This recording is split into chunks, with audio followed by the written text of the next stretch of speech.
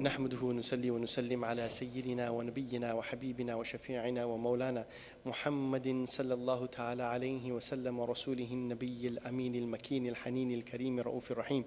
أما بعد فأعوذ بالله من الشيطان الرجيم. بسم الله الرحمن الرحيم. قال الله تعالى في شأن حبيبه إن الله وملائكته يصلون على النبي يا أيها الذين آمنوا صلوا عليه وسلموا تسليما.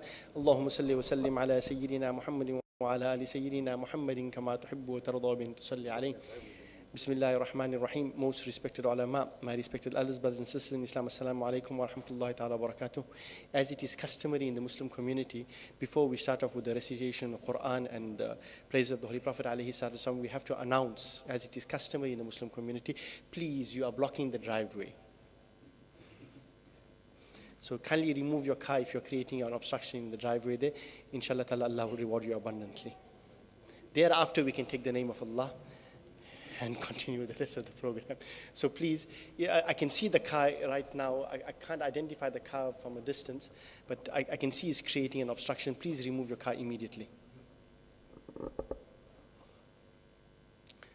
Alhamdulillah, once again, the Muslim Alliance and is hosting a program today in terms of a very, very important topic, right? The health, economics, and environment in eschatology.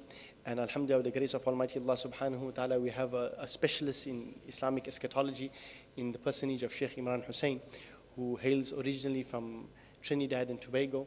And he's the student of the illustrious, His Eminence Hazrat Maulana Fazlur Rahman Al-Ansari. He's a graduate from the Alimia Institute of Karachi, and he was the gold medalist in the era of Sayyidina Maulana Fazlur Rahman Al-Ansari, rahimahullah. And he's been throughout the world, and he's got a very heavy schedule. He's 73 years of age, and it's been his passion for over 25 years in terms of studying the Akhirul Zama and the importance of the hour. And he's done a whole lot of groundwork in terms of that, the fourth element of the hadith of Jibreel, which is very rarely alluded to and discussed in detail. We are privileged to have him here this evening, and with him on the panel today discussing health and environment in particular are two also well-known experts in their field. One is Dr. Farid Salih, who hails from Barberton, that very same Barberton of the world-famous long green mango. Okay, and he's a medical practitioner as well, and he's been through some also medical issues in terms of having had a bypass, and he was diagnosed as being diabetic. He has a particular interest in orthomolecular medicine, and he's been engaged in some groundbreaking work in terms of alternative remedies within the paradigm of the medical field as we know it today. And alhamdulillah, he's a living example of his own research. Right? The best guinea pig is yourself, obviously. So alhamdulillah, he's a living example of that, inshallah ta'ala. In terms of speaking of him, the best introduction that I can give to him as far as I'm concerned, that he's the grandfather of Khalid, Hamza and Ahmad. And more importantly for us, from a local Durban perspective, he's the Wewai of our Haji Osman Hafiji there. So that's his claim to fame as far as we are concerned, alhamdulillah. And of course, we have Brother Nazir Jamal, who is part of Radio Al-Ansari. He's one of the directors and the manager of the radio as well. And if for those of you who don't know, he has his honors in environmental science and the chief and senior environmental officer in the eThekwini municipality. As well as the fact that he is also, he has done a lot of work in geography and so on there, and he's working a lot in terms of pollution and whatever it is. So he's on the, his finger is on the pulse in terms of environmental issues and so on there, which are very, very critical in terms of climatic change. And of course, besides that, he will be delivering his talk. The format will be a very simple one. We'll have a presentation of 10 minutes on health by Dr. Farid Salih, then a 10-minute presentation by Nazir Jamal, and thereafter a 15-minute response and comments by Sheikh Imran Hosein on the issues discussed, and then we will come back to our panelists again who will offer some solutions in terms of the issues that they have discussed, inshallah ta'ala. Without much greater ado, I'd like to call upon Dr. Farid Salih to present to Nazir Jamal to present his presentation here, and I think I can see something there. Our home is their hope, okay? And he will be delivering a talk. He will not be beatboxing. Assalamu alaikum wa rahmatullahi wa barakatuh, brothers and sisters, and everyone who's listening, I think, and watching. I think the best way to start, Bismillah ar-Rahman ar-Rahim, is to look at the beautiful picture that's there called Earth Rising. It's one of the pictures that was taken from Moon. And I think that really gives us a synopsis of what Earth is. This is one part of Earth, but majority of it is blue. And that's why we know majority of our land, or rather the earth that we live in, this beautiful ni'mah and blessing Allah has given us, is full of water. And that's a bit of a close-up picture of the earth. And I think, again, the picture says a lot, 1,000 words, as they say. And it gives a synopsis of what we're looking at today. So hopefully I would like to achieve a few things, and I'll just go a bit forward so I can see. The one is the current status of the environment at this moment in time. The next part is man versus nature. And I think it's quite a difficult topic to get into because it's one that we face daily. Another issue is resource depletion. It's a huge issue we're facing. Global warming. And then each aspect that I discuss, I'll bring a South African context to it. Something that I've dealt with either here in Durban or around South Africa. And finally, again, some solutions to those issues. The first issue I'd like to raise is biodiversity. Now, some of us might wonder, well, how is that a huge issue? Well, biodiversity, if you really look at the concept of it, is the entire ecosystem that we live in. It's how things run, how Allah subhanahu wa ta'ala has made it run, and how it is running at this moment in time. How every creature is related to every being. And this is one thing that we as humans now have to realize our responsibility towards creation. So from animals to flora to fauna, how do we connect? But at the same time, how do animals and plants connect to themselves? Now, when I talk about biodiversity, the impact of biodiversity seems to be depleting. The impact rather is increasing.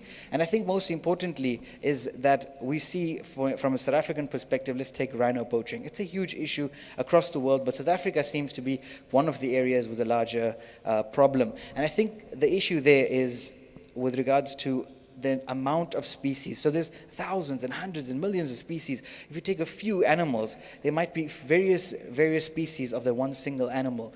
But the most important thing is to realize is that Allah has created this for a reason, and the reason that we believe is, from a scientific point of view rather, is that there's ability for animals to then have the space to grow and the space to develop. So if you look at some of the pictures, just one before that, the next issue that we would look at is obviously climate change and global warming. Now that's a hot topic everyone's discussing. It's a majority of the businesses now are trying to become more green, more responsible. And if you look at that picture, it shows the degrees that are increasing. So the concept that many speak about is that the earth is warming up. And I think if you see South Africa right now in the context, we are feeling that generally. If you go to Johannesburg, where I was living for about 3 years, you see that the temperature there was very dry, and now it's gone extremely dry. The heat has gone up. In Durban, we're finding the humidity levels have already risen, and we're seeing this impact, but of a very fast rate, an accelerated rate. And the concept that scientists have rather somewhat proven is that man is the cause of it. And so there's many concepts here that you would look at, from the emissions that occur through our own vehicles, through companies, through the burning of fossil fuels, and increasing the amount of carbon dioxide in the atmosphere. So as we burn these fossil fuels, the carbon levels increase, and this creates a layer that's within protecting from the atmosphere. Now we have a beautiful, many layers that occur, and these are protective layers that prevent us from actually feeling the heat of the sun. If we don't have those layers, then there's huge problems. We won't be able to survive on this earth. Earth would not be what it is today because the temperatures would be too high for any existence. So these protective layers help us prevent us from finding that heat. And the atmosphere itself is now what we're really concerned about. The idea is that these carbon dioxide fumes are creating their own little layer, and as the sun emits its rays into the earth, they are not allowed to reflect back out. So there's a level of rays that enter into the earth and another layer that comes out. Through the carbon dioxide layer, it is now causing another layer to prevent this heat from, or rather, being reflected off the earth. This is causing global warming. Now, there is a theory of global cooling. I will not get into that, but it's another theory that is developing. But majority of the scientists around the world believe in the idea of global warming. I am rushing through it. The time is obviously the essence. But those are the pictures that you would see across the world in terms of floods, increases level of sea level rise, one of the issues. Because the heat that is now being trapped within the Earth's atmosphere is now melting right in the North Pole, the icebergs, and melting the snows on the mountains, and that is increasing the sea level rise in a very simplistic form. So these are some of the natural disasters we are seeing across the world, from earthquakes to massive tornadoes to sandstorms across the land. And this is a quick synopsis of over many years, scientists have drawn this up. So this is the first picture. If you go to the next one, you'd see already temperature increases across the world. If you look at Africa, already we're now completely red at this moment in time. So it shows how the temperature has risen, and this is scientific proof of this from, across many years. The next issue then is deforestation. So apart from the biodiversity, now man has been removing massive areas of forests. And forests are a very beautiful place for animals to thrive and to live in. We are now removing this natural environment for them to build our houses, to build industries, to build suburbs, to build cities. And apart from all of that, forests are the massive place where we find oxygen. We know that as you plant a tree and you find the trees are the ones that provide majority of the oxygen on Earth. So if we have less trees, we have less oxygen, higher carbon dioxide through global warming, you've got problems. So again, another issue, deforestation, then waste disposal. Mankind is one of the greatest consumers of resources on this earth. And yet we are not the largest in population if you look at certain species and certain animals. However, waste disposal seems to be one of the greater problems we face. If you look at a South African context in our landfills, right here in Durban, Bisasa landfill site is being closed down. Now the question is, it's a Springfield one, as everyone knows, where does the waste go to? So now we've just at the department have received an application for a new landfill site, two new landfills, one in Cater Ridge and one in the area of Cater Ridge, and the other area is Shongweni. The interesting fact is they only want to build this in 50 years' time.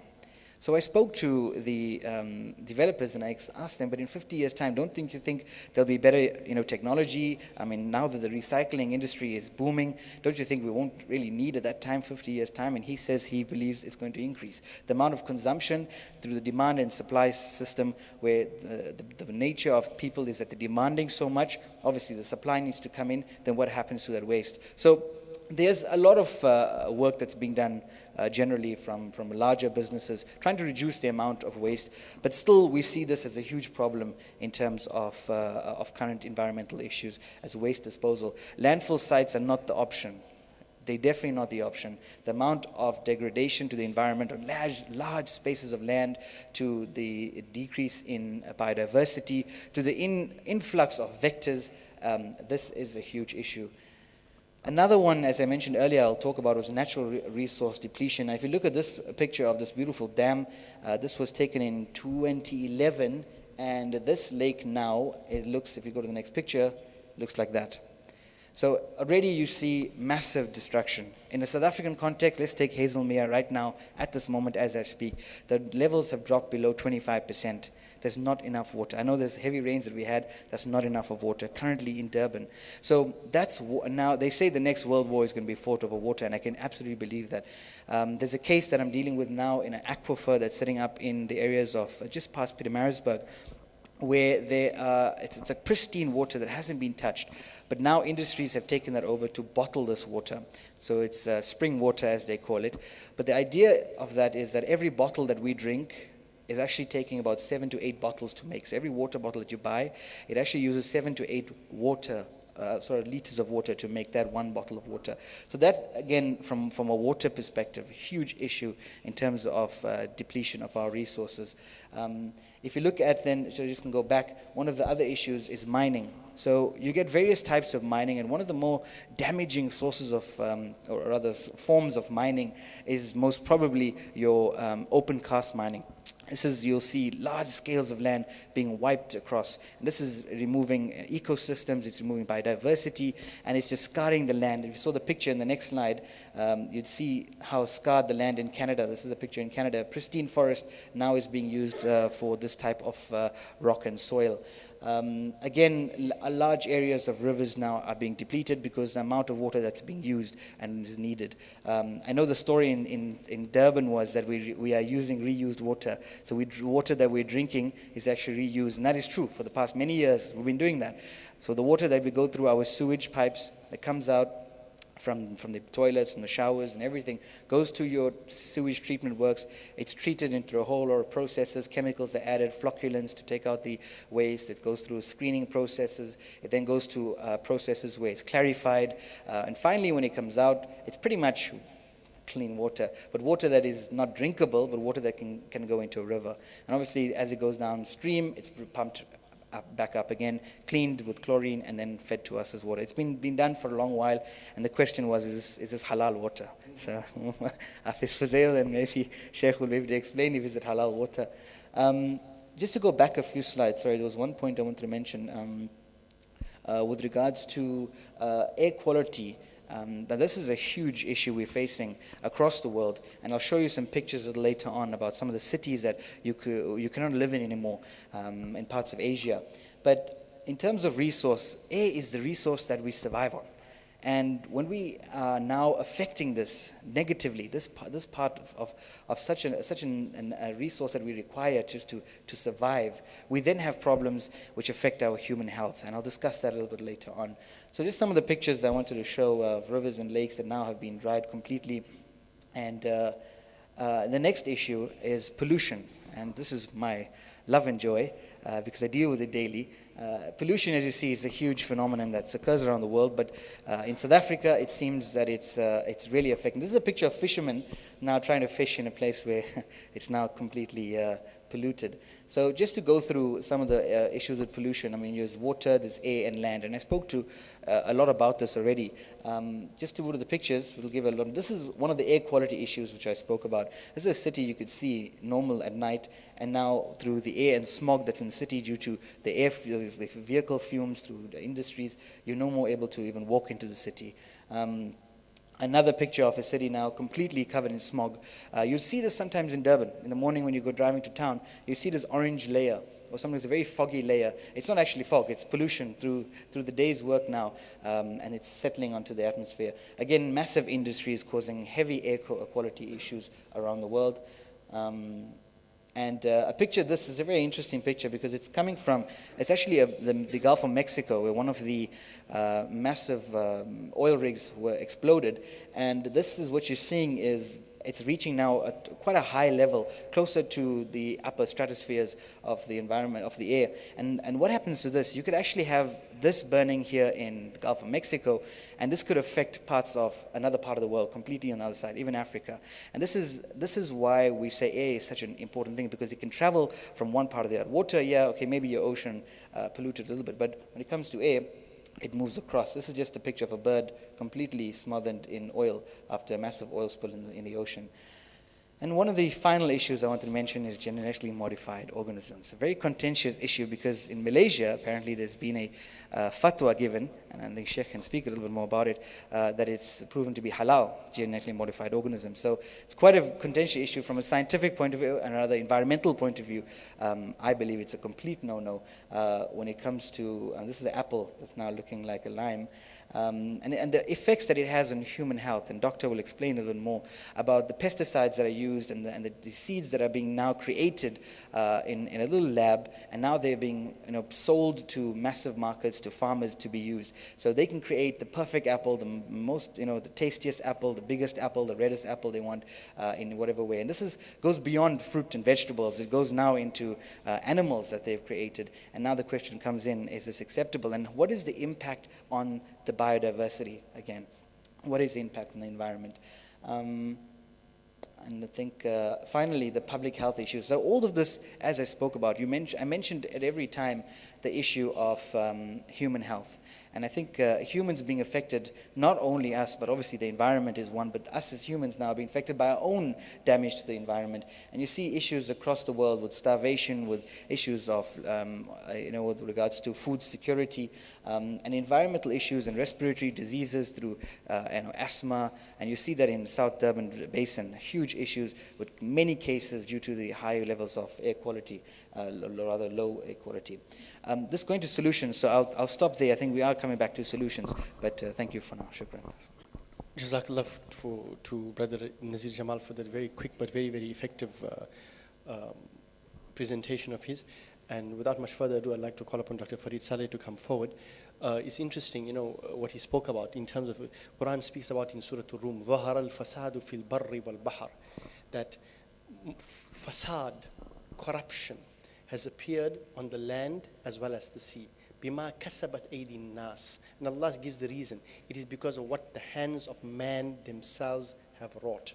لِيُذِيقَهُمْ بَعْدَ الَّذِي عَمِلُوا لَعَلَّهُمْ يَرْجِعُونَ. So that they may taste the effects of their own deeds and what they've done, so that لَعَلَّهُمْ يَرْجِعُونَ, so that they may return to the divine order, which is وَالْأَرْضَ وَضَعَهَا لِلْأَنَامِ, that the earth Allah has created for creation, not for man only. Okay, we'll call Dr. Farid Saleh to come forward now, inshallah ta'ala, and give you his presentation. نحمده ونصلي على رسوله الكريم أشهد أن لا إله إلا الله وأشهد أن محمدا عبده ورسوله. My respected elders, fellow panelists, Sheikh Imran, Assalamu alaikum wa rahmatullahi wa barakatuhu. Also our listeners on the internet, wherever else this goes to. When Allah Ta'ala put Adam alayhi salam and our grandmother Hawa, may Allah Ta'ala be pleased with both of them, on this earth, He told them, you will be going to the earth for a time, and then you will return to this if you listen to the messages that I send to you. What is that time? The time is from Adam alayhi salam to the descent of Isa alayhi salam. Before Isa alayhi salam comes, there will be signs, and this is the signs of the Akhirul Zaman. That is a signs that our Sheikh Imran Hosein, if you want to dig deeper into that, then you can read his book, Jerusalem in the Quran, to dig deeper. From our point of view, did Nabi Sallallahu Alaihi Wasallam tell us anything that will happen in those times regarding our health? He told us there will be new diseases. He also told us your diseases will come through your stomach.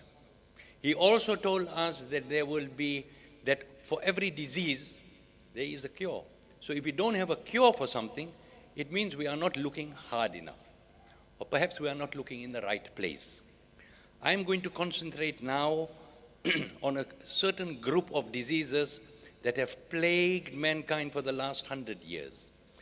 These diseases are commonly called chronic non-communicable diseases, and they include diabetes, coronary artery disease, cancer, neurodegenerative diseases. It means that the brain and the nervous system is starting to break down in children, in elders. We call it different names. We call it multiple sclerosis, we call it Alzheimer's disease, and that kind of thing, you see. There's also an epidemic of autoimmune diseases. What is this?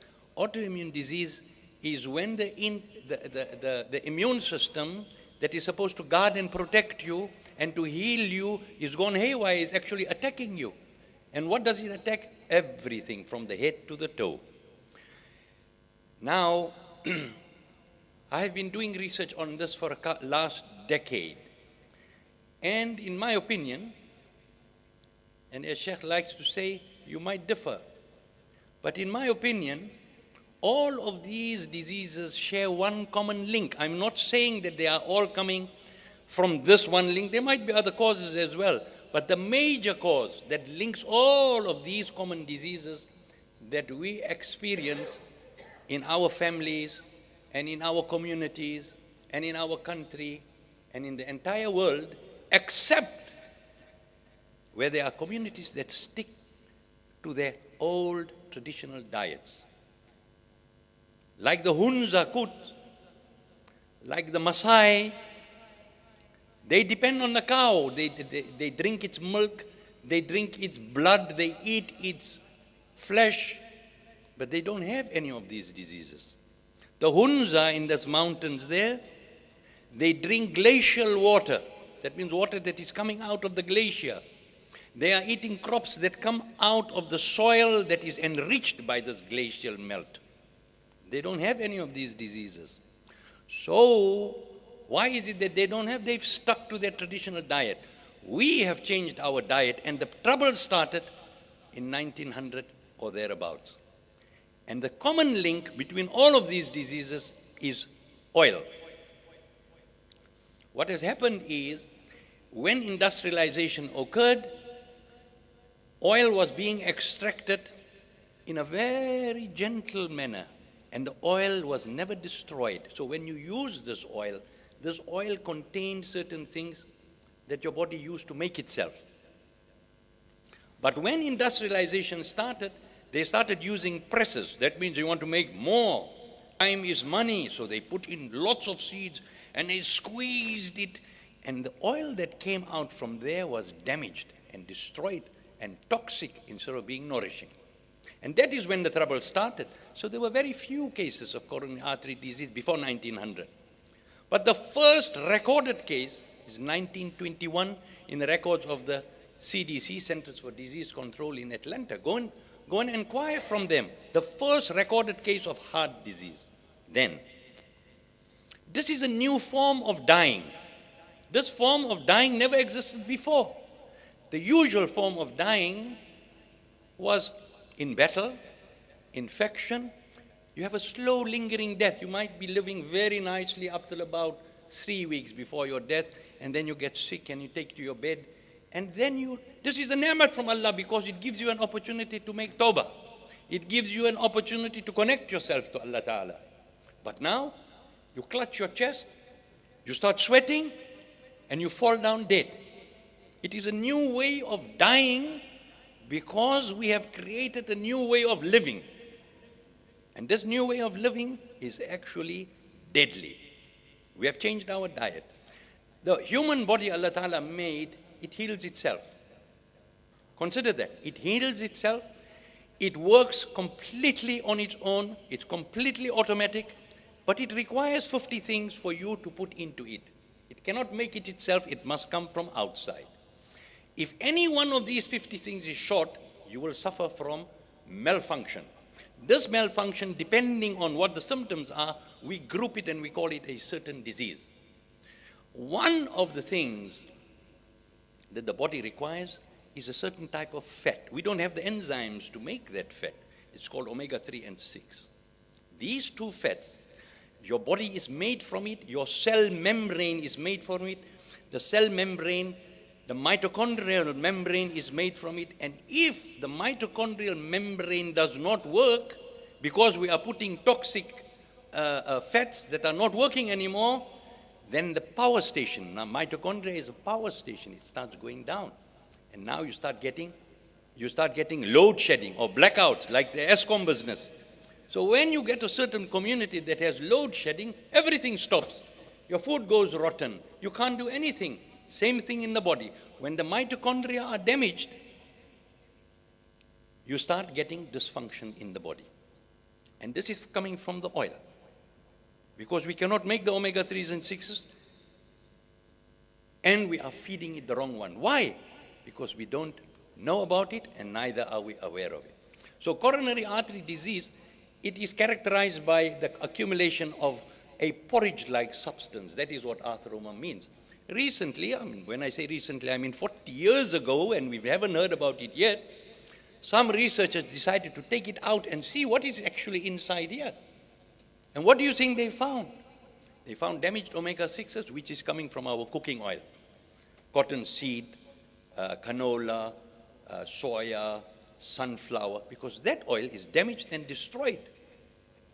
That is what is leading, that is what is accumulating in there. How do we know that if you stop the oil and you start using proper oils, this thing can reverse. It takes 6 months to a year, but it can be done.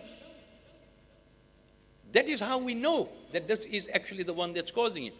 When you have your blood control system, the pancreas produces insulin, your cells have a receptor. This receptor is made up of omega-3s and 6s. It's also got magnesium, it's also got chromium, it's also got some saturated fat. But because we are taking this damaged oil, this receptor is not working, so the insulin comes, but the receptor is not responding. This is diabetes. And this type of diabetes did not occur before 1900. How do we know that? There was one type of diabetes where the pancreas was not producing enough insulin. That is called, later on it was called type 1 diabetes. That was the only diabetes we knew about. Then in the 30s, Benting and Best, who invented insulin, they noticed something strange, that there were a group of patients that did not respond to the insulin like they were responding before. So when they found out and did further investigations, they realized that there is enough insulin in the body, but the insulin receptor is not responding. So they called it type 2 diabetes. This type 2 diabetes is in response to the damaged, toxic, fake industrial oils that we have been tricked into using as food. Who is responsible for your health? You are. Nabi Sallallahu Alaihi Wasallam said, new diseases will come. Is this a new disease? I think so. Never existed before. Because we never had this toxic substance before. In the brain, there are blood vessels. These blood vessels have an interior lining. That lining is made up of endothelial cells, and these cells are made up of omega-3s and 6s. But it requires 2,000 omega-6s to 1 omega-3 to make that membrane.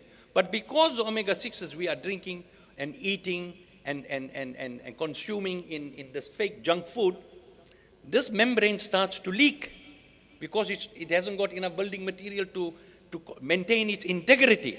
So now you get things leaking into the brain that is never supposed to go there. This is what is called an immunological privileged site. That means very tight control as to who will go in and come out. But this system breaks down. So any molecule that's going, it starts leaking into the brain, and the brain has got an immune system, it's called glial cells. They become inflamed. They are very good when they work, but chronic inflammation, it leads to all of these diseases. It leads to a breakdown in the brain. Is that a good thing or a bad thing? You see? Can we reverse this? Many people have experienced a reversal of their symptoms and their diseases when they start, changing their diet and lifestyle. Autoimmune diseases, your intestine is made up of little lining of cells. These are called enterocytes. These cells are also made up of omega-6s and 3s in the ratio 2,000 to 1. So now when you are eating this fake oil, this becomes leaky because you are giving, if you made this masjid with broken bricks, it will break. You need pristine bricks as Allah Ta'ala made them in the first place. You see? So this is, as Imam Sahib told us, these diseases is as a result of what our own hands have wrought. You see? Now when this thing leaks, there are proteins and things leaking into your bloodstream. It's never supposed to be there. It inflames the immune system, and now if there is a connection, if there is a semblance between the proteins that are leaking and any part of your body, your immune system will now attack that part of the body. So now you got autoimmune disease. And all of these, I am trying to draw, I am trying to say that these diseases did not exist before. It is only when we mistakenly started eating these fake, toxic industrial oils that these diseases started. So, if we are looking to cure this thing, Nabi Sallallahu Alaihi Wasallam told us, your diseases come from your stomach. So therefore, if we are looking for a solution, the solution will come from the stomach as well. Do I have more time? Is that it? So, your health is in your own hands. You must educate yourself. You are responsible for what you eat. You are responsible for your family. You are the Amir of your family. You have to educate yourself. Nobody has the responsibility to teach you. You have to learn yourself, and you must become awake, because that toxic stuff that enters into your blood, you put it there with your own hands. Your brain told you to do it. Your brain was conditioned by all the signals that you see around you from your TV and from your media. So cut yourself off from that. Ask Allah Ta'ala to help you. Then read Surah Al-Kahf. Allah Ta'ala will protect you from deception. The road will open for the solution. and then it will be easy. These are new diseases. We have caused them ourselves. وآخر دعوانا الحمد لله رب Jazakallah khair jaza to Dr. Farid Sali for that presentation. He will give us some of the solutions in terms of the 50 types of things that we require for the body for it to function optimally, inshallah ta'ala. We also need to take a bit of an ad break. We'd like to thank our sponsors. Firstly, we'd like to thank Willerton Oil Products for their sponsorship for this evening's program. Jazakallah khair jaza, inshallah ta'ala. May Allah bless you and continue giving you barakah, inshallah ta'ala, in spite of the negative publicity. Okay, I'd like to call upon Dr. Imran Nazar Hosein to kindly come forward and give his comments on the two presentations made on environment as well as health, inshallah ta'ala, from a perspective of eschatology. Hundreds of people have asked me, well, I can be a bit, hyperbolic, but eschatology basically is that part of theology which deals with death, which deals with the day of judgment, which deals with the final days and the final destiny of man and the soul and all of these issues. That's I think it's more of a Christian term which they've applied to it there, but it's because of the English language we're utilizing that issue. Right? We talk about it as the signs of the hour. Jazakallah khair jaza. نحمده ونصلي على رسوله الكريم. Brother Chairman, Brother Nazir Jamal and Dr. Farid Saleh, brothers and sisters, Assalamu alaikum wa rahmatullahi wa barakatuh. I want to congratulate those who organized this evening's program on a subject of such great importance, the subject of human health and its linkages with the environment, and then all of that linked to ilmu akhiru zaman, ilmu akhiru zaman. In the English language it's called eschatology. In French it's also called eschatology, or the subject of the end time. There is a hint in the Quran of what is going to happen, and that we have just been seeing what is happening when Allah subhanahu wa ta'ala sent them out of Jannah. فَإِمَّا يَأْتِيَنَّكُم مِّنِّي هُدًى فَمَن تَبِعَ هُدَايَ فَلَا خَوْفٌ عَلَيْهِمْ وَلَا هُمْ يَحْزَنُونَ. He sent them out of Jannah, and he says, guidance is going to come from me. You follow that, you have no problems. But then he also said, وَلَكُمْ فِي الْأَرْضِ مُسْتَقَرٌّ وَمَتَاعٌ إِلَىٰ حِينٍ. That the earth will remain for you as habitat, a place where you can reside, and a place which will sustain you for only a specific period of time. A warning that the earth will not always sustain us. And there is going to come a time when we're going to have the problem that we now have. And then again, this was Surah Al-Baqarah, again in Surah Al-Kahf.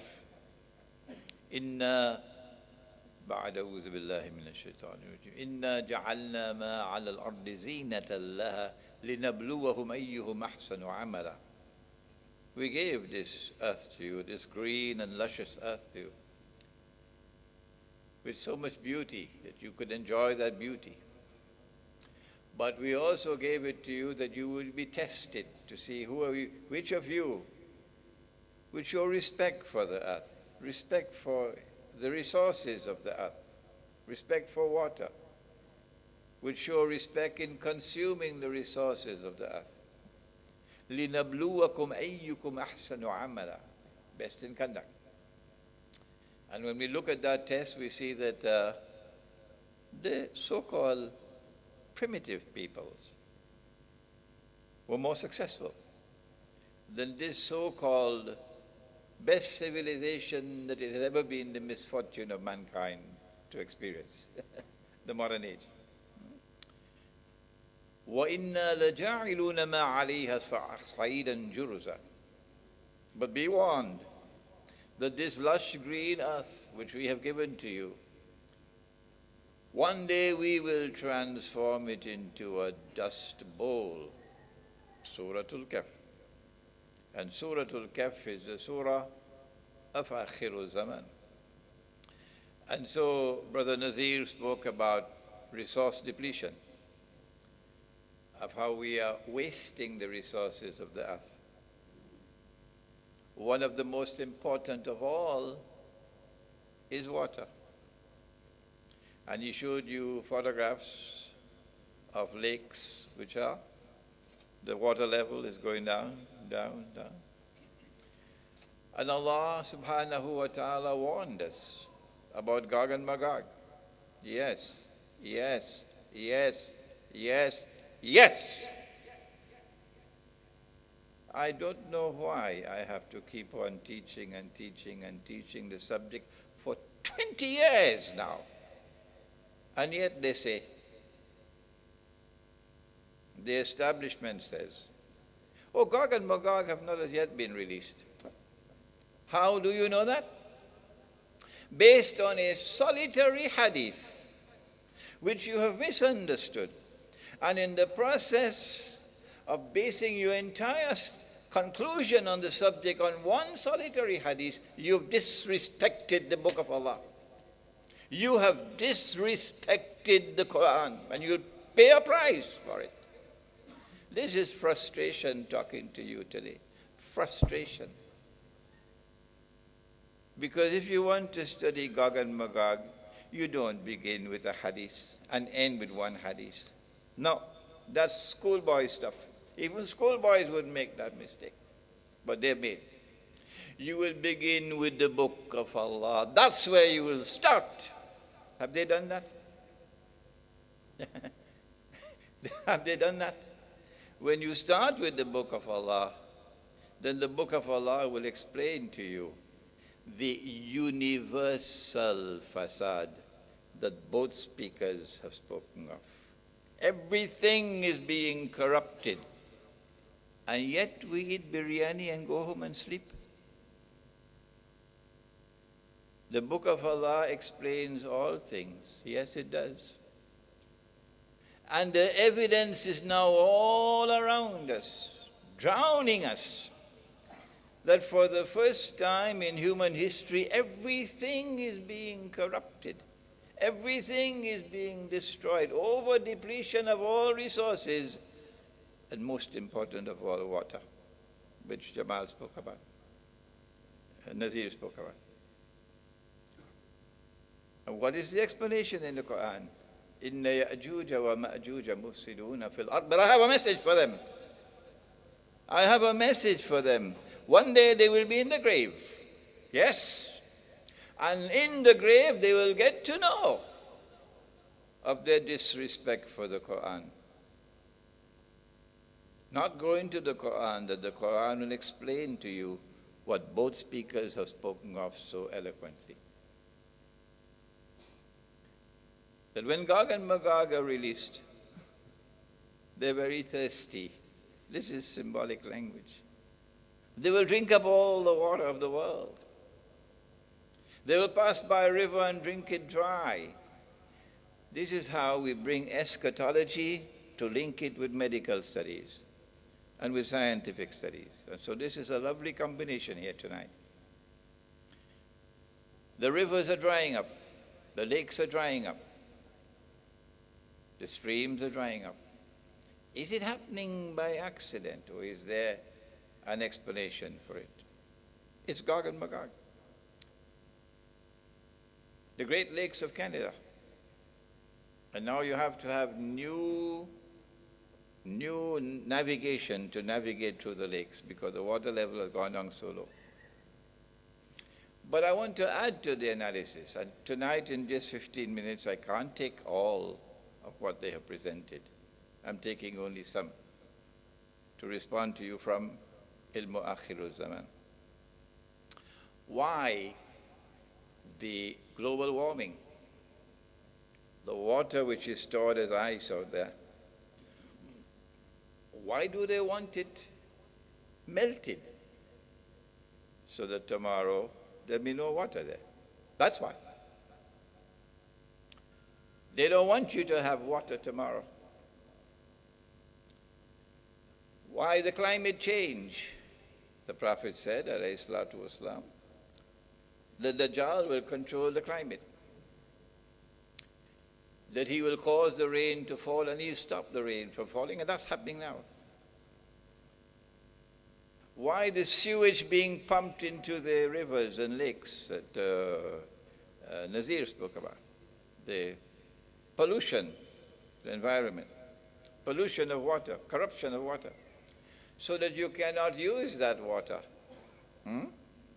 What are the risks of using recycled water? Same as recycled religion, you know. But what's the grand plan? The grand plan is in the hands of Dajjal, not of Gog and Magog. Gog and Magog are simply doing his work for him. He has a master plan. And you'll only be able to connect the dots of what is happening if you have the Book of Allah and you have Nabi Muhammad alayhi salatu wasalam, and you have scholars who are not schoolboys, who have proper methodology to study the Quran, and who will not make this colossal mistake of taking a solitary hadith in Sahih Muslim to come to the conclusion which you now trumpet with CNN and Al Jazeera and everything. Oh, Gog and Magog are not yet released. They'll only be released at that time when Nabi Isa alayhi salam comes and he kills Dajjal. Go ahead, stay with that. One day you'll go in your grave. I pray that before you go in your grave, you'll wake up. That's not right methodology. You go to the Quran. The Quran will explain. When you learn to connect the dots, you use proper methodology. And then you go to the Hadith. And then the Prophet ﷺ speak about Dajjal. And his master plan is there in that Hadith. He stopped the rain from falling. The first year, 1/3 will not fall. You've heard the Hadith already, all of you. 1/3 of the food will not grow, the crops. The second year, 2/3 of the rain will not fall. So 2/3 of the crops will not grow. The last year, no rain will fall. Nothing will grow, and every hoof animal will die. You've heard it before. So if we are alive at that time, and my opinion is this is going to come after the Malhama, or the Great War, or the nuclear war, and that's why they are now provoking Russia. Where will you get food from? You need water for food. This is why they are destroying all the water. And Allah will not solve your problem for you because you are disrespecting water in overconsumption, and you begin with your wudu. If I show you how the Prophet used to make wudu, and you go now to see how we make wudu, you'll cry, you'll weep. The tears will fall to see what wudu has become today from what it was. If you want food at that time, which should not be long from now, and there is no food, where would you get food from? The answer is only Israel. You want food? You come to Israel. You bow down to Israel, and you'll get the food. You want water? Come to us, and we give you the water. Otherwise, you will starve to death. In the next session, I'm going to stop now because my time is up. In the next session, we now have to look at solutions. What I have done is to link what the speakers have previously spoken about, link it to what the Quran and the Hadith have spoken about the signs of the last day. And I look forward now with very great interest to what our speakers are going to speak about as solutions to the problems. Jazakallah khair, Jazak to Dr. Imran for that, for his comments on both the speakers' presentations. And we can see, we're coming together in terms of some of the issues that are being presented. And I'd like to call upon Brother Nazir Jamal to once again come forward and present his perspective in terms of solutions or possible solutions to some of these issues, inshallah ta'ala. Bismillah ar-Rahman ar-Rahim. Shukran once again. It's a very simple set of slides now, but it starts off with new technology, a new world, new innovation, and I think that's what is the new thinking. So for the first thing of the energy crisis, we feel to reduce the amount of fossil fuels that we are using and depleting of the resources is to now use the natural resources. So in terms of solar, which is your sun, in terms of wind, which is obviously created with using windmills to create energy, and then obviously with water through hydroelectricity. Those are natural ways of now reducing the amount of resources that are being used or non-renewable resources. And so from a scientific point of view, we'll always have the sun, we'll always have the ocean somewhat, and we'll always have wind. So those are the things that we'll probably be using. But as you see, if you just go back to the slide there, from the first one, if you look at it from creating a clean energy future, so that's the one I first mentioned. The second one is reviving the world's oceans. So from the ocean perspective, that's where now maybe is the new source of water through desalination. Very expensive, lots of energy required, but then now revisiting how we can then find new parts of new ways to access to water. If you just go back, then obviously the next point there is defending the endangered wildlife and the wild species that we have. So again, that comes to the biodiversity aspect of creation and the nature. So protecting this wildlife that we have, the biodiversity that we had. Just one of the thoughts that came to me was the story of the bee. And the bee itself is such an important, it's a little bee, but it's such an important part it plays in biodiversity, in existence of even man. Because the bee is one of the insects, and scientists say that without the bee, there wouldn't be no world, because of the way that it now pollinates the land. And it's one of the most interesting animals, and I think the Quran speaks about the bee itself. But again, protecting the wildlife species. Then protecting our health by preventing pollution. So the pollution of the atmosphere from air, the land, the water, those are resources we have. New strategies in preventing that through now the greener way of living from our own houses and how we see ourselves, with regards to waste disposal. Finding new ways to create products that now are biodegradable, or products that can be reused rather than them being just thrown away into the landfill sites. Again, ensuring safe and sufficient water. I spoke a little bit about that. And then fostering sustainable communities. And the word, a very buzzword, sustainable development. So this is about protecting your current, supply of resources so that the future resources are still available for our children and our children's children and generations to come. So it's again a sustainable way of using those resources from it be fossil fuels, some coal resources that we use, to the resources that are available generally. That was basically about 6 solutions that we had to the environmental crisis. Very simplistic way of looking at it. But just to conclude, it says the need for change in our daily lives and the movements of our government is growing. If humans continue moving forward in such a harmful way towards the future, then there'll be no future to consider. So by raising awareness in our local community, within our families, about the issues, about the concerns of the environment, you can help contribute to a more environmentally conscious and friendly place to live in. So that's some of the simple solutions that we can use. Obviously changing the mindset and creating awareness within ourselves in our masjids like this, mashallah, to talk about environmental issues so that we can, as Muslims and as people, go forward from there. Shukran.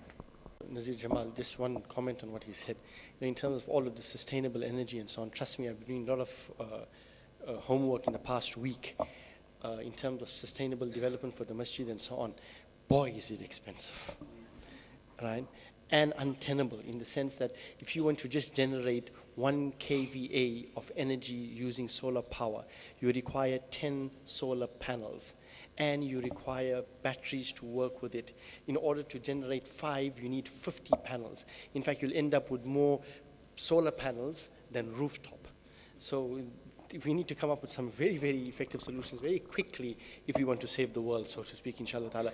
Dr. Farid Saleh will come forward and present some of his health solutions in terms of being oil-free and, of course, going back to ghee, I think, inshallah. Assalamu alaikum once again. Bismillahir Rahmanir Rahim. In trying to solve a problem, the first thing to do is to understand it, then the solution presents itself. As far as the human body is concerned, Allah Ta'ala has made the human body that it heals itself. This is a very important thing to understand. Think about that for a minute, that it heals itself. When you cut yourself, there's nobody coming there to come and repair it.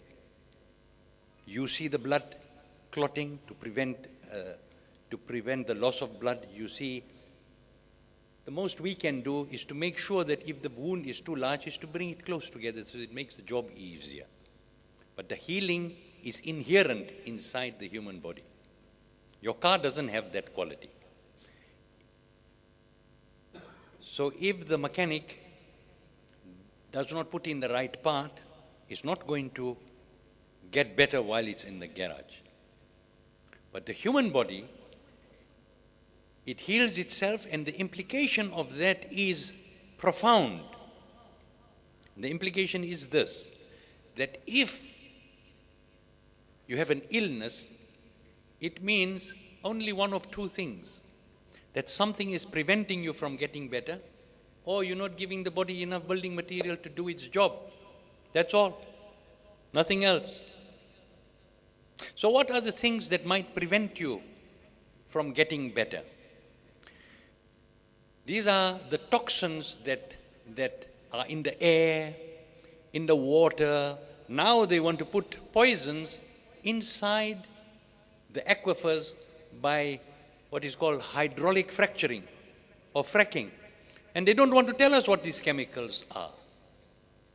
This is the reserve of water, fossil water, that has been there for thousands, hundreds of thousands, millions of years. And they want to pollute it with chemicals. And they don't want to tell us what these chemicals are. What are these things going to do to us? So therefore, first things first, that is our rule. First things first. The first thing you do is remove toxins from your life. Make sure your water is clean. It must be filtered. There are certain things that cannot be filtered. You must do research and find out, because your family's health depends upon it. Water itself is a thing that we don't understand fully of how it works. It's got structure. It's got information. It is such an important thing that Allah Ta'ala told us, I have made every living thing out of water. So if you take the water out, or if you pollute it, you are going to destroy life. And that is what we are doing. Yajuj and Majuj are hell-bent on destroying the water supply of the earth. So first of all, make sure you are drinking. Now at our level, make sure it's filtered. And you get a proper filter. Okay? Then Allah Ta'ala told us, as far as our food is concerned, we are eating toxic food. So the toxic foods, I will give you 4 of them. There are plenty, but I will choose 4 of them that you say that if you remove this from your diet, it will make a big change for you. The first one is wheat. It's supposed to be the staff of life. But today, it is stuffing your life. And in more ways than one, it is causing diseases in your brain, it's causing inflammation of the heart, it's causing every disease you can think of. Today, there are 144 diseases directly linked to consuming this wheat. And very soon, they are going to be spraying glyphosate on it, which is Roundup. And this herbicide is so dangerous that it was banned completely in Sri Lanka at the end of last year. Why? Because people working in rice paddies suddenly started getting acute renal failure. And it was linked to the herbicide that they were spraying on the seeds. Their water is hard water, so there are lots of minerals. And a combination of this is fatal for the kidney, because a combination of this makes metals precipitate out, and it clogs up your kidneys. People were just, getting renal failure, and the government was astonished. It was traced to this herbicide and pesticide. So if you remove toxins, herbicides, pesticides, all the things that are found in food and water, that is the first thing to do. So don't look for trouble. The second thing that ought to be nourishing but is deadly poison is milk. This milk that we are consuming, the only thing that resembles original milk is the color. It's white. Nothing else is the same. Because this milk comes, it is pasteurized, it comes from cows that are fed things that they are not designed to eat. They are fed corn. This corn's ratio of omega-3s and 6 is completely different, which is reflected inside the meat and inside the fat. So when you eat this meat, it is dangerous for you. That is why they say red meat is dangerous for you. Not because red meat is dangerous, but because the manner in which this cow, innocent beast that Allah Ta'ala gave us for food and for nourishment, is treated. They are treated in feedlots where they give them growth hormone, recombinant bovine growth hormone. This is a genetically modified thing to make it fat because they sell it by weight. Then they give it estrogen. It accelerates the growth. Now because it accelerates the growth, they want it to produce more milk. It normally produces 1.5 to 2 liters. Now it produces 25 to 30 liters. Now the udder of the cow hangs to the ground and the udders are full of pus. Why? Because of the inflammation there. So now they have to give the cow 54 different antibiotics. And all of these are coming out in the milk. So when you drink that, you are introducing a toxin into your body that increases breast cancer in females and prostate cancer in males. Ever wondered why prostate cancer and breast cancer have gone up so much? It's from the milk, among other things. So stop the milk completely. That means you'll find it in, wherever you find milk, yogurt, cheese. Yogurt, we are told, it's full of sugar. It's full of all kinds of toxins. Strawberry yogurt, how do you think they make it pink? They take beetles and they crush the beetles and they extract dye from there. And you think you are eating strawberries. In the meantime, you are consuming beetles. You see? And the sugar in there. So the milk, you must completely discard. Yogurt, cheese, butter, cream, ice cream made from that milk. Now, if you get milk that comes from a cow that eats only grass, that is not given recombinant bovine growth hormone, that is not given all these injections, not given all, and the milk is unpasteurized, drink it. That is natural. It's not a problem. If you can find such a thing in today's age. Okay? So the only thing that is the same is the color. And they dare to call it milk. It's a completely different thing. We are living in such an age of deception where things, where a poison is called a food. You see? What about sugar? It's white, it's sweet, and it's deadly. Sugar, when sugar enters your body has got very, very profound defenses against sugar being let loose inside the blood. It raises your insulin level. When your insulin level goes up, there is something in your blood vessel, it's called nitric oxide, it's a gas. It makes it relax. Now the insulin stops that nitric oxide from being formed. Now your arteries can't relax, now you got hypertension. The sugar goes into your cell, the insulin, your cell, fat cells have got an entrance and an exit. The insulin closes the exit and opens the entrance. So fat starts entering but can never get out. So now you start getting fat because your insulin levels are high. Okay? What else does it do? It has got myriad negative things. It raises the inflammation levels in your body. And we know now that inflammation and oxidative stress is what is responsible for most of the diseases from head to toe. You got gout, you got inflammation and oxidative stress. You got meningitis, inflammation, oxidative stress. You got Parkinson's disease, inflammation, oxidative stress. You got a headache, inflammation, oxidative stress inside your arterial wall. Okay? Today, there is no doubt among those people who have read the research about the dangers of genetically modified food. Properly, it's called transgenic food. So, transgenic food has been closely associated with liver failure, kidney failure, damage to the reproductive organs, so infertility rates are shooting up. Today in this country, in South Africa, 96% of the corn is genetically modified. As a GP in a rural town, I am seeing infertility cases going up.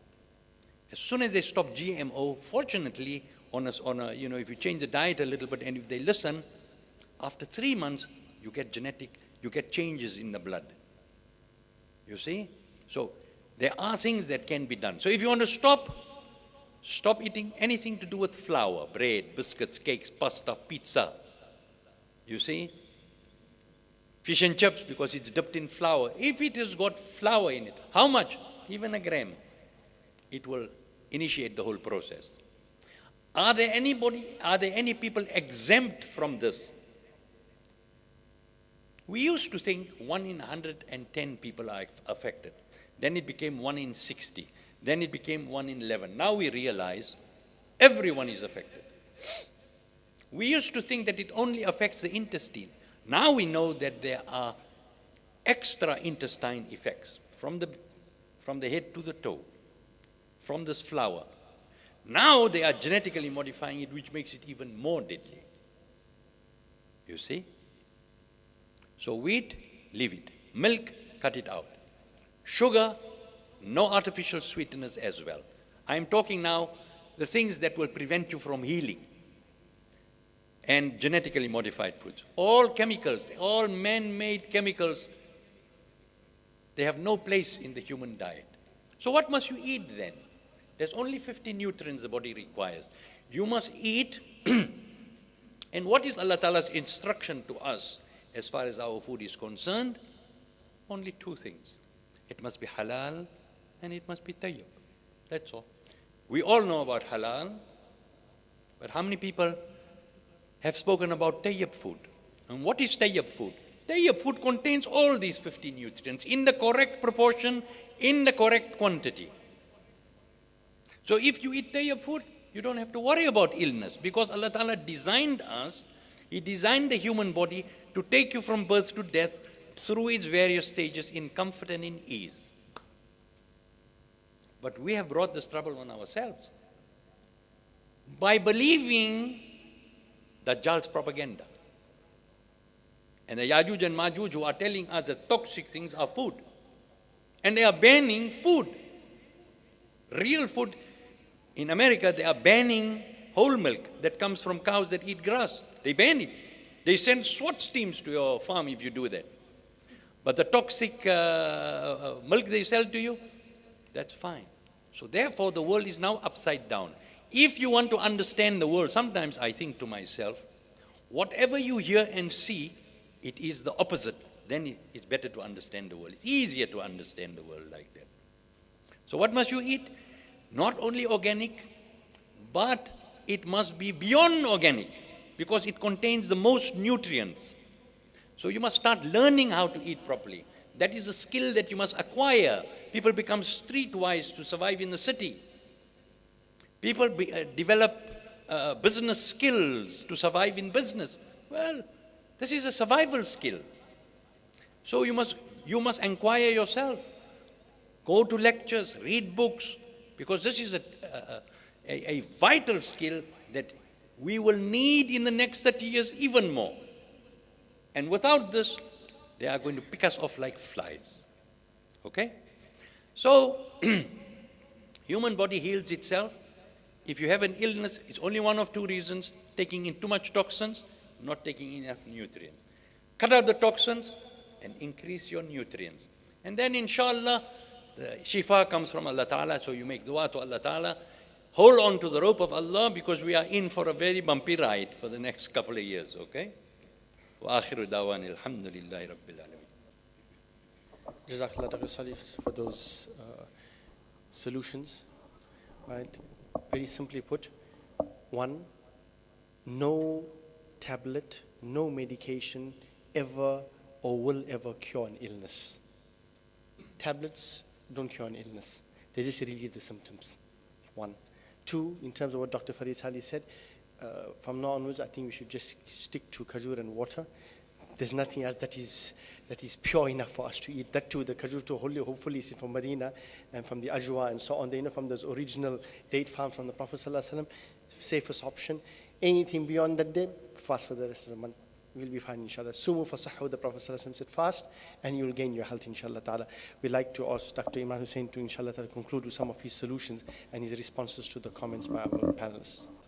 Dr. Farid Saleh has inundated us with so much of very valuable information. I want to concentrate more now on commenting on him than on Nazir. Two ayat of the Quran and one hadith. The first one will intrigue you. We realize that the reason, the explanation for the universal facade in the political system, in the economic system, in the monetary system, in the environment, in the male-female relationship, in the educational system, in sports, in agriculture, in industry. The universal facade must have an explanation. The Quran says it has come to explain all things. And the explanation is right there facing us in our faces. Inna ya'juja wa ma'juja mufsiduna fil ard. It's Gog and Magog. So if Allah introduces the subject of Gog and Magog in Suratul Kahf, He should tell us something about solution in Suratul Kahf. And He does. But agonizingly, He does it with only 3 words. So you really have to ponder, to penetrate those 3 words. Zulkarnain is about to travel and to confront the people who are attacking people, Gog and Magog, the 3rd journey. What about the 2nd journey? To the direction of the rising of the sun. There he came across a people, lam naj'al lahum min duniha sitra, 3 words, apart from the prepositions. A people for whom we had provided nothing more beyond this, as sitra, that which covers. What does he mean by these 3 words? كذلك. And now he responds with only 1 word. This is really imtihan in the Quran. Imtihan. The Zulkarnain left them as they were. And there is the hint. كذلك وقد أحطنا بما لديه خبرا. And Allah, I understood him. I hope you understand him. I understood him. I hope you understand him. They were a people who were living a way of life which was in total harmony with nature. Today we call it a primitive way of life. If we are to learn survival skills for tomorrow, it is that we have to go back to, and Dr. Farid spoke to us about that. How did they used to live? That's how we have to learn to live again. And so, we go now to, again, Suratul Kahf. And the young man slept for 300 years. And if you sleep for 300 years and you wake up, I'm sure you're going to be very hungry. So, فَبَعَثُوا أَحَدَكُمْ بِوَرِكِكُمْ هَذِهِ إِلَى الْمَدِينَةِ. So send one of you with this money. Let him go and buy some food. بِوَرِكِكُمْ هَذِهِ إِلَى. Let him go to the city. فَلْيَنْظُرْ أَيُّهَا أَزْكَى. فَلْيَنْظُرْ أَيُّهَا أَزْكَى. Ta'am. Go search for that food. Dr. Farid spoke of halal and tayyib. And here Allah introduces a third term. Search for that food which is azka, purest.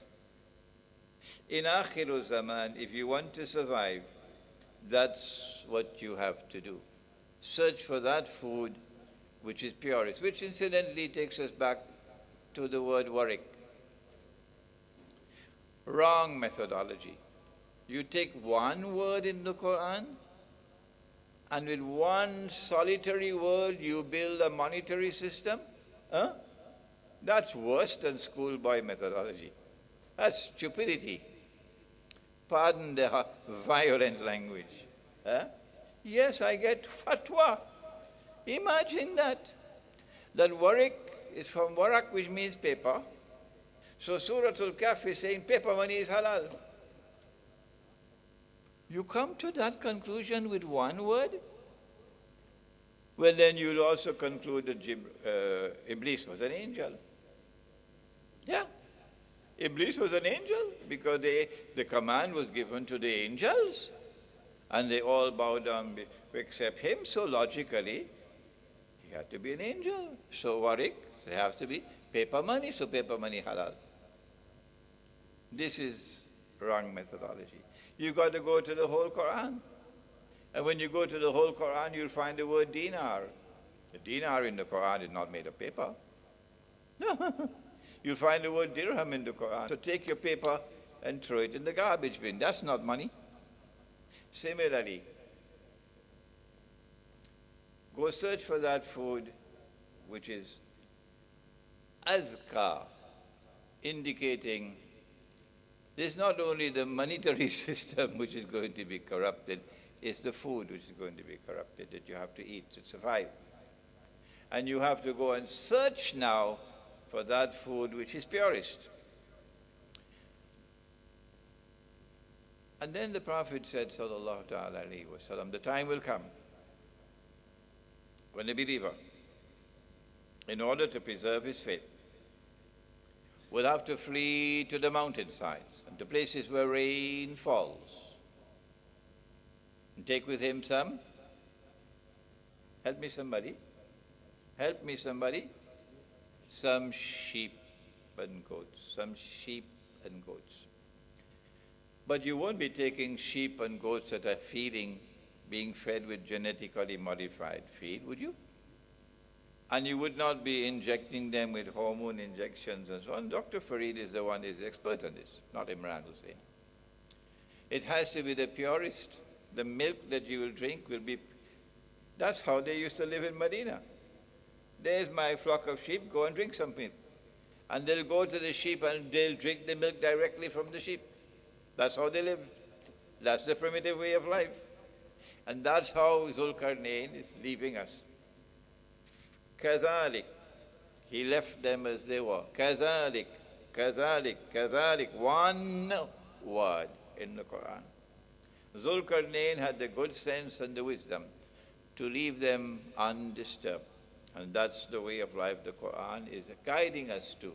Return to a way of life which is in harmony, complete harmony with nature that Allah created. So take with you some sheep and goats. And you live in the remote countryside, of course, out of the city, because that's where all the diseases are. It's not just organic food. It's not just natural milk and meat. But what about the fish? You see, that fella out there might be suffering from that disease. And when he goes to the toilet, it goes out with the feces. And then the sewage system which came from Gog and Magog pumps it into the rivers and to the lakes, and then the fish eats it because there's no chance of decomposition in water. If you take a hole and you bury it, it'll be decomposed, the sun. But if it goes into water, there's no possibility of decomposition. So it remains then in its pristine glory until you eat the fish. And then you will take in not only that which is najas. I'm eating his feces. But in addition to that, the disease will be transferred to you. So you're going to have to watch where you get your fish from. It's not only that, but our chairman just made mention of it. When the body, I hate to go into this field when we have medical doctors here. When the body is deprived of food for long hours, the body gets a chance to recuperate, to heal itself. This is why fasting. But it is possible to fast every day. Every day you can fast. Every day you can eat, and yet every day you can fast, if you combine your meals. If, for example, you have a little breakfast in the morning, shortly after Fajr, you go back home and you have a little breakfast. And then for the rest of the day you don't eat. How many hours the body has to now recuperate? If you feel hungry during the day, what do you eat? Answer? Fruits. The fruits will help you to heal. This is not genetically modified food. This is not food with chemical fertilizers and so on, but natural fruit. And when you have your evening meal, you just watch what you eat and how much you eat. And give the body a chance to digest the food before you sleep, so you don't eat a mountain of food late at night and then go to sleep. So in this way, fasting comes to help us.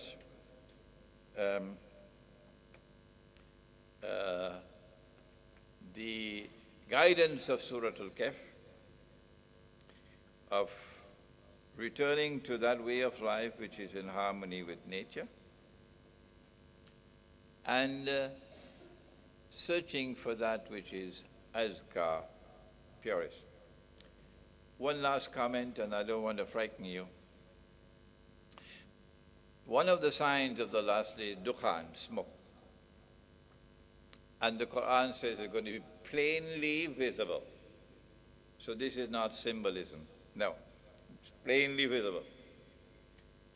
You can have your opinions on the subject, because we have not been told, neither in the Quran nor the Hadith, of the origin of the smoke. But if we do have nuclear war, and thousands of nuclear weapons exploding, and that seems to be what is coming up now